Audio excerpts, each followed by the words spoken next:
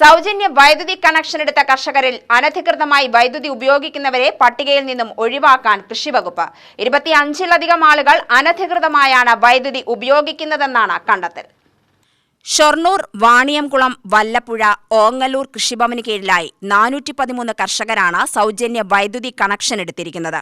ഇതിൽ 25ലധികം ആളുകൾ അനധികൃതമായാണ് വൈദ്യുതി ഉപയോഗിക്കുന്നതെന്നാണ് കണ്ടെത്തൽ. ഇവരെ പട്ടികയിൽ നിന്നും പുറത്താക്കുകയും ഒപ്പം തന്നെ ഇതുവരെയുള്ള ഇവരുടെ കുടിശ്ശിക ഉൾപ്പെടെ ഈടാക്കാനുമാണ് തീരുമാനം. നോട്ടീസ് കിട്ടിയ ആളുകൾ കൃഷി ഓഫീസിലെത്തുകയും അവരുടെ രേഖകൾ പരിശോധിച്ചതിലുമാണ് അനധികൃതമായുള്ള വൈദ്യുതി ഉപയോഗം കണ്ടെത്തിയത്.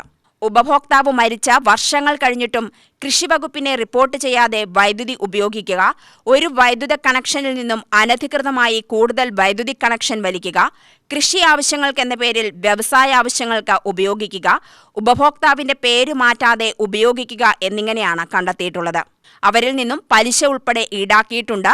ഷൊർണൂർ പരിധിയിൽ നിന്നും ഇതിനോടകം 35 ലക്ഷം രൂപ വരെ ഈടാക്കിക്കഴിഞ്ഞു.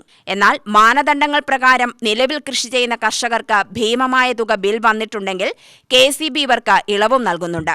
ബില്ല് കിട്ടിയ നിരവധി കർഷകരാണ് ഇതിനോടകം കൃഷിവകുപ്പിനെയും KCBയെയും സമീപിച്ചത്. UTV news, Palakkad.